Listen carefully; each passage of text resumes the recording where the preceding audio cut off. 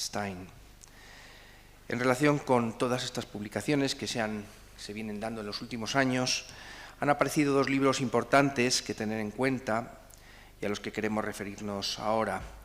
El primero, el de Sarah Borden, Edith Stein, Finite and Eternal Being, A Companion, que está pensado como una serie de ensayos de la autora que permiten adentrarse en la obra steiniana desde el marco contextual y desde una sinopsis de sus temas principales.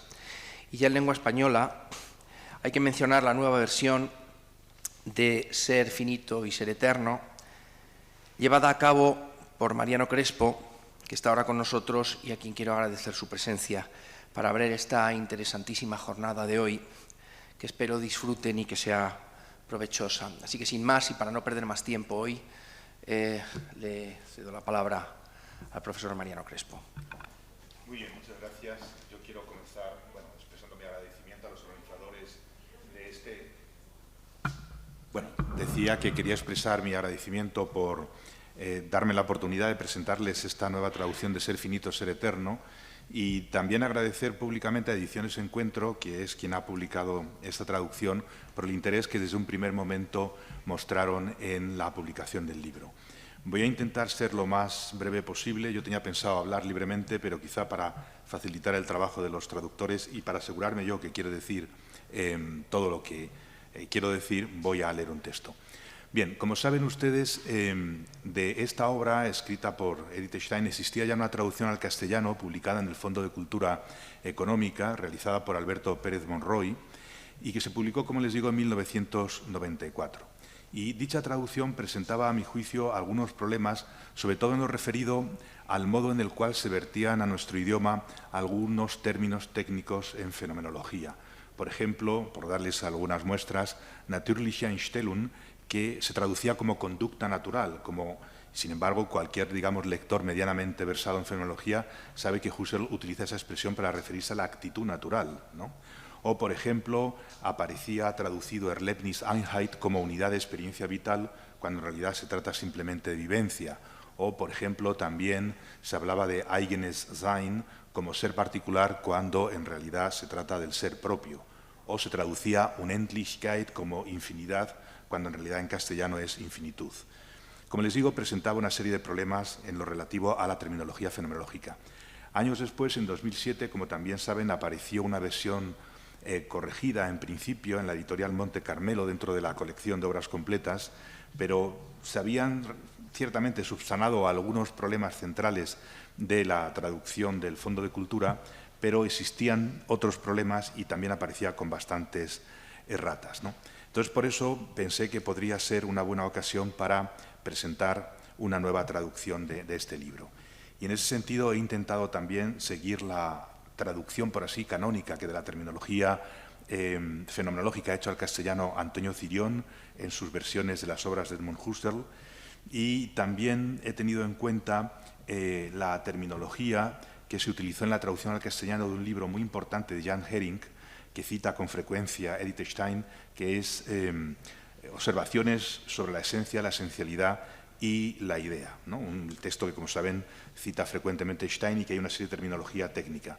Hace unos años se publicó también en Ediciones Encuentro una traducción por parte de Rogelio Rovira y que yo creo que es bastante fiel al original.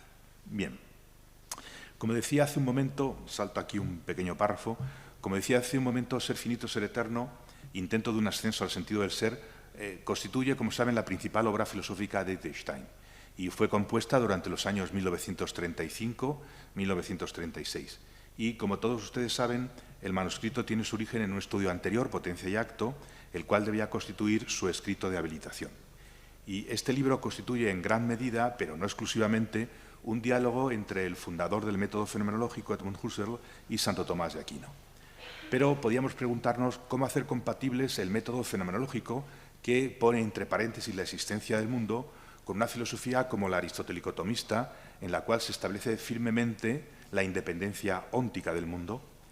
Ambas tradiciones filosóficas coinciden en considerar la filosofía como ciencia estricta que trata de obtener una imagen del mundo lo más universal y fundamentada posible. Sin embargo, en esta tarea para Santo Tomás la fe tiene, como saben, un papel fundamental, mientras que para Husserl el punto de partida es siempre la conciencia. mientras que la fenomenología trata de establecerse como ciencia de esencias para una conciencia, para Santo Tomás, a las investigaciones de esencias deben añadirse los hechos de la experiencia natural y los que aporta la fe. Asimismo, Santo Tomás no admitiría, como sí lo hiciera Husserl, que el camino de la razón natural es el único camino del conocimiento. Por otra parte, podría pensarse que la conversión de Stein al catolicismo llevó a ésta a asumir acríticamente la filosofía aristotélico-tomista, o que ser finito, ser eterno constituye el intento más o menos forzado de hacer compatibles dos filosofías radicalmente distintas.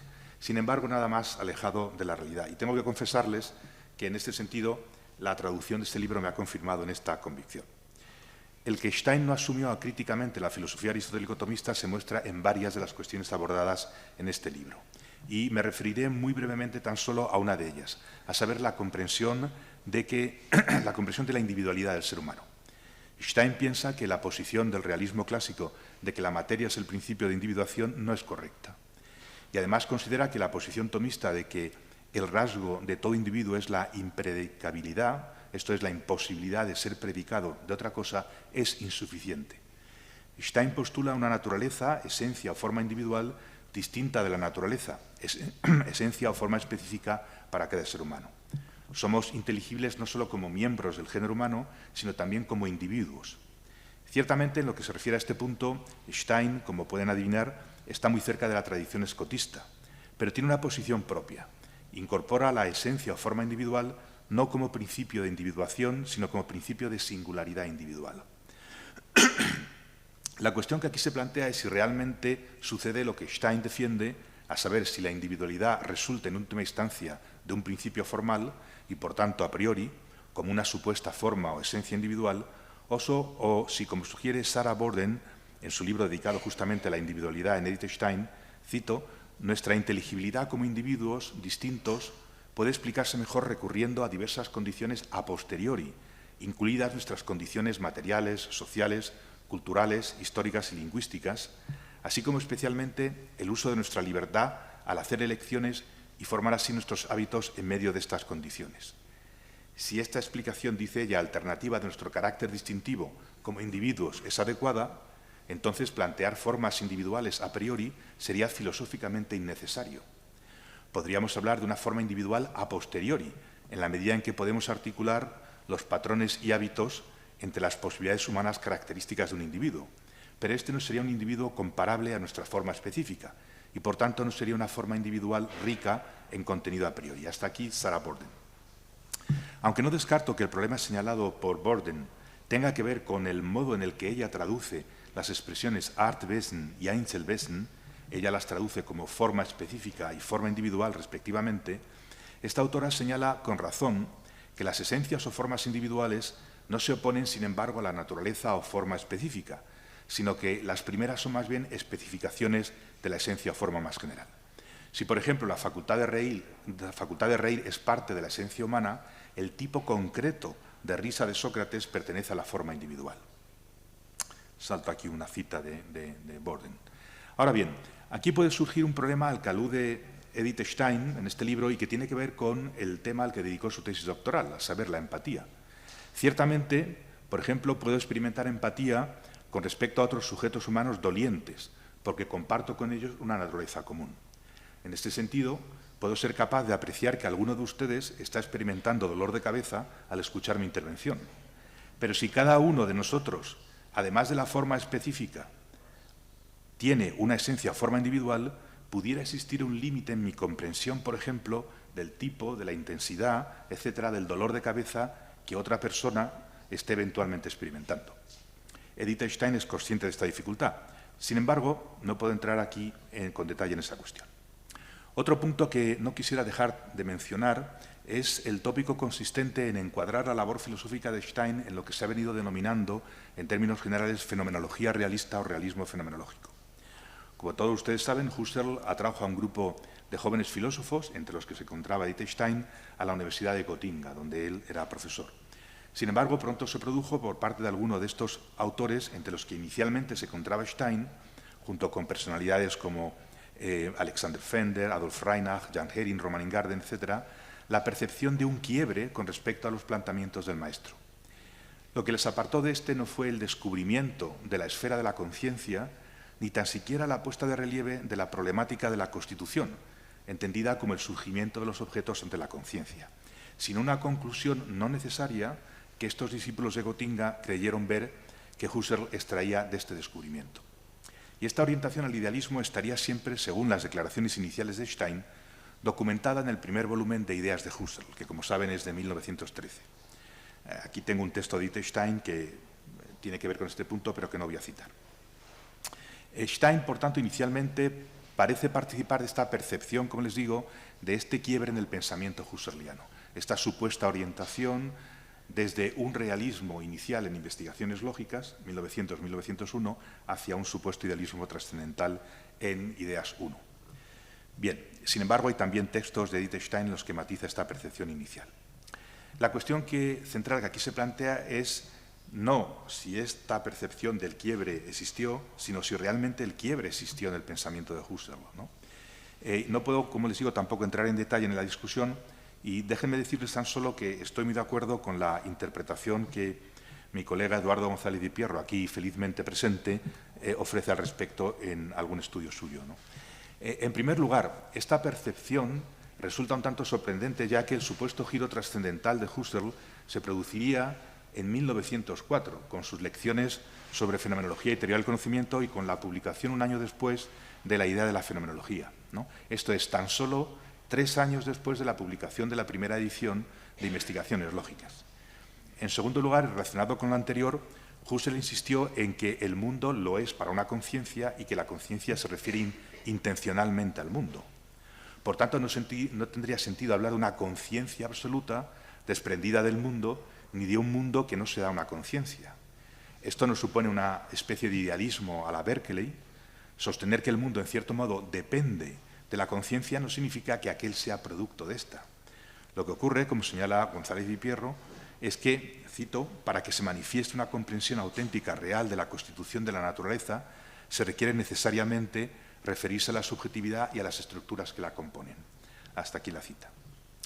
González Di Pierro ha mostrado con acierto, a mi juicio, que Stein siguió inicialmente las críticas de los fenomenólogos de Gotinga a Husserl en lo referido a este supuesto idealismo.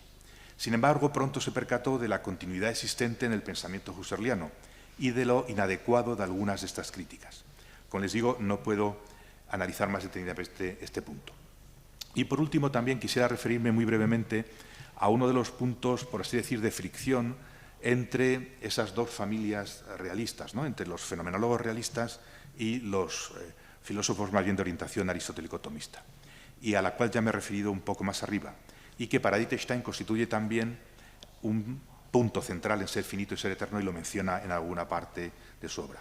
Me refiero a la famosa cuestión de la intuición o visión de esencias. Y en una consideración apresurada podría pensarse que en este punto los métodos fenomenológicos y escolásticos son radicalmente distintos.